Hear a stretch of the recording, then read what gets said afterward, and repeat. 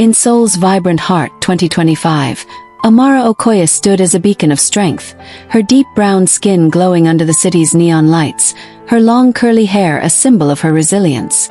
At 28, she was a world-renowned designer, her bold creations celebrated globally. Her work at Junho Kang's fashion company filled her days with purpose, but her heart carried a heavy burden. The loss of her second child, whom she believed was a boy, stolen in a fire orchestrated by her cruel stepsister, Min-ji Park. Her 6-year-old son, Aiden, with his curly hair and big, curious eyes, was her light, but every smile he gave stirred a pang of grief for the child she thought was gone. Amara's vow for revenge against Min-ji and her stepmother, Hyrin Park, burned fiercely, yet a new spark, a growing bond with Junho, was kindling hope in her soul. Thank you so much for your support on this channel. If you haven't subscribed yet, please take a moment to hit the subscribe button and join our growing community at Jade Lantern Stories. Your support means a lot and helps us keep sharing more amazing stories. Now sit back, relax, and let the story begin. Junho Kang, now 31, was Korea's richest billionaire. His sharp cheekbones and dark eyes commanding respect. His subtle tattoo hidden beneath tailored suits. His life in his glass and marble mansion felt hollow, despite raising Sua, the 6-year-old girl he believed was his daughter with Min-ji.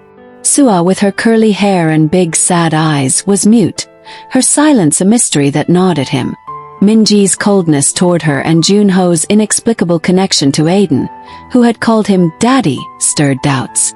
Late at night, in his opulent study, Junho paced, the city's twinkling skyline visible through tall windows. Aiden's voice echoed in his mind, and Amara's presence, her strength, her smile, felt like a memory he couldn't grasp.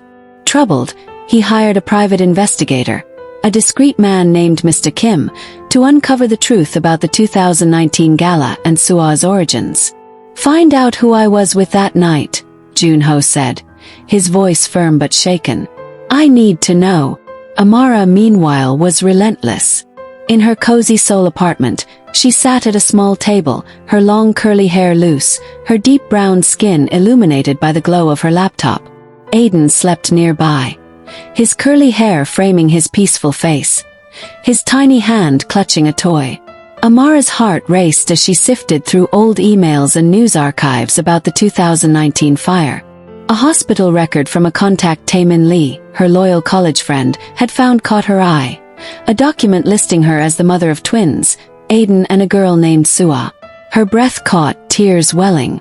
Sua, the silent girl in Junho's mansion, was her daughter. Min-ji's lie, that Amara had only a boy, crumbled. A blurry photo from the gala, sent by Taemin, showed Amara dancing with a man whose tattoo matched Junho's. The truth hit like a tidal wave. Junho was the father, and Min-ji had stolen their daughter. Heart pounding, Amara went to Junho's office the next day. Junho, tall and striking in a navy suit, his dark eyes warm but troubled, looked up as she entered.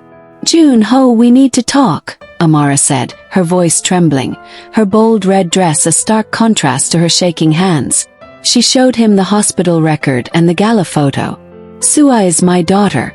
Min-ji stole her from me after the fire." Junho's face paled, his hands gripping the desk. "That night, it was you," he whispered, his heart racing as memories flooded back. The woman with curly hair, the spark that haunted him. He was devastated, his honor shattered by Min-ji's lie. "I didn't know," he said, his voice breaking. "I thought Sua was mine with Min-ji." Amara's eyes filled with tears, but her resolve hardened. "We'll get her back," she vowed, their shared pain forging a deeper bond. Min-ji in the mansion was a storm of panic. Her long straight black hair framed her pale face, her eyes wild with fear as she overheard Junho's call to his investigator. Hyrin Park, her 40-something mother with short, sleek hair and sharp features, sat in their lavish suite, her cunning smile fading. "Amara knows," Min-ji hissed, her flashy sequined dress glinting as she paced. "If Junho finds out, we lose everything." Hyrin's eyes narrowed. "We end this now," she said, her voice cold. Min-ji's mind raced with a deadly plan. She hired 2 men, rough and loyal to her money, to lure Amara and Aiden to an abandoned warehouse on Seoul's outskirts. "Make it look like an accident," she ordered, her voice venomous. She sent Amara a fake message, pretending to be a company worker. "Meet me at the old warehouse for urgent design files." Amara, driven by her need for truth, took Aiden and went to the warehouse, her heart uneasy. The building was dark, its rusted walls and broken windows eerie under the starry sky. Aiden, in a colorful jacket, clung to her hand, his big eyes nervous. "Mama, it's scary," he whispered. Amara, in a bold coat, squeezed his hand. "Stay close, love," she said, her deep brown skin glowing with resolve. Inside, Minji's men waited, their faces hidden in shadows. Before Amara could react, they grabbed her, their rough hands pinning her arms. Aiden screamed, "Mama!" Minji stepped forward, her long black hair gleaming, her pale face twisted with rage. "You should have left," she spat, her sequined dress catching the dim light. Amara struggled, her eyes fierce. "You stole my daughter," she shouted, her voice ablade. Taemin, ever loyal, had grown suspicious of Minji's actions. The 24-year-old Korean man with warm brown eyes and short black hair had been digging into the fire, finding a nurse who confirmed Minji's presence at the hospital in 2019. He followed Amara to the warehouse, his heart racing. Bursting in, he tackled one of Minji's men, his simple jacket torn in the fight. "Amara, run!" he yelled. Amara grabbed Aiden, her curly hair flying as she dodged the second man. Minji lunged, her eyes wild, but Taemin blocked her, his steady heart unwavering. Police sirens wailed, tipped off by Taemin's call. The men fled and Minji froze, her plan unraveling. Back at Junho's mansion, Amara and Junho met, their hearts raw. Sua, the 6-year-old with curly hair and big sad eyes, sat quietly, her stuffed rabbit in hand.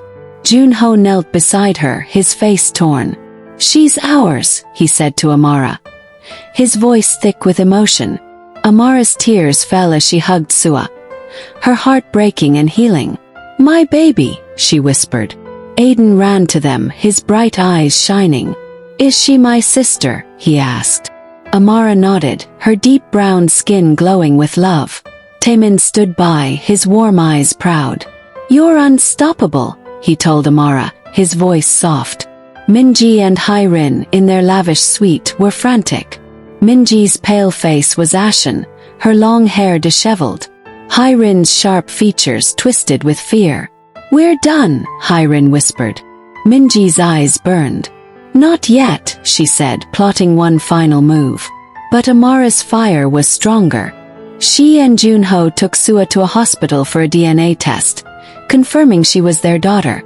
The truth was a beacon, illuminating Minji's crimes.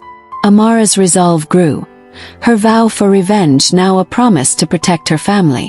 The stage was set for a final confrontation, with Minji's desperation pushing her to a deadly edge. Amara Okoye stood tall, her deep brown skin glowing under the lights of a grand fashion show hosted by Junho Kang's company. At 28, she was a celebrated designer, her long curly hair a symbol of her strength. But tonight wasn't just about dresses, it was about truth. Amara had uncovered Minji Park's lies. Her stepsister had stolen her daughter, Sua, and burned a house to hide the crime. Amara's heart pounded with rage and hope, her vow for revenge afire in her chest. Beside her, Aiden, her 6-year-old son, held her hand, his curly hair and bright eyes a mirror of her own. Junho, the billionaire with a hidden tattoo, stood nearby, his dark eyes watching her, their unspoken bond stronger than ever. The fashion show was a glittering event, Seoul's elite filling the room with chatter and applause. Amara's designs dazzled, but her mind was on Sua, the mute girl she now knew was her daughter, raised by Minji in Junho's mansion. Minji and her mother, Hairin Park, sat in the front row, their faces tight with fear. They knew Amara was close to exposing them. Minji's eyes were cold, her red lips a thin line. She'd planned a final, deadly move to silence Amara and Aiden forever. Hidden in her purse was a small gun, her heart set on murder to protect her lies. Hairin's cunning smile hid her panic, but her hands shook. They thought they'd buried Amara's past in ashes, but she was back, a storm ready to break. As the show ended, Minji slipped away, signaling 2 hired men in the shadows. She'd paid them to stage an attack, luring Amara to a quiet backstage area under the pretense of an urgent meeting. Amara, sensing danger, kept Aiden close but followed, her heart racing. Junho noticed her leave and followed, his instincts screaming that something was wrong. In the dimly lit backstage, Minji's men grabbed Amara, their rough hands pinning her arms. Aiden screamed, "Mama!" Minji stepped forward, her gun gleaming. "You should have left Seoul," she hissed, her voice dripping with venom. "Now you and your brat die." Amara's blood ran cold, but her eyes burned with defiance. "You stole my daughter," she said, her voice steady despite the fear. "I'll never let you win." Junho burst in, his face pale with fury. "Minji, stop!" he shouted, stepping between Amara and the gun. Minji's eyes widened, her plan crumbling. "She's lying, Junho," she cried, but her voice shook. Before she could argue, Sua, who'd followed Junho, appeared, her small figure trembling. The 6-year-old's eyes were wide, her mute silence a heavy weight. Minji raised the gun, her hand shaking, and fired. Time slowed as Junho lunged, shielding Amara. The bullet struck his chest, and he collapsed, blood staining his white shirt. Amara screamed, falling to her knees beside him. "Junho, no!" she cried, her hands pressing his wound, tears streaming down her face. Chaos erupted. Aiden, brave despite his fear, grabbed a metal rod from the floor and swung it at one of Minji's men, hitting his leg. The man stumbled, cursing. Sua, seeing Junho fall, ran forward, her silent world breaking. "Mom!" she screamed, her voice piercing the air for the first time. The word stunned everyone. Amara froze, her heart exploding with joy and pain. "Sua!" she whispered, tears blurring her vision. Sua threw herself into Amara's arms, sobbing, "Mom, don't let her hurt you." Minji's face twisted with rage, her lies exposed by the child she'd neglected. "Shut up!" she yelled, raising the gun again, but Aiden's bravery gave Amara strength. She pushed Sua behind her, facing Minji. "It's over," she said, her voice ablaze. The police stormed in, their shouts filling the air. Taemin Lee, Amara's loyal friend from college, had tipped them off after finding proof of Minji's crimes. He'd tracked down a nurse from 2019 who confirmed Amara had twins, and he'd alerted the authorities. The officers grabbed Minji, wrenching the gun from her hand. Her men were cuffed, their faces grim. Hairin, watching from the sidelines, tried to flee, but police caught her, her screams echoing. "You can't do this," she shrieked, but the truth was out. DNA tests, rushed that night, confirmed Sua was Amara's daughter, stolen at birth. Minji and Hairin faced charges of kidnapping, arson, and attempted murder, their luxurious lies crumbling like ash.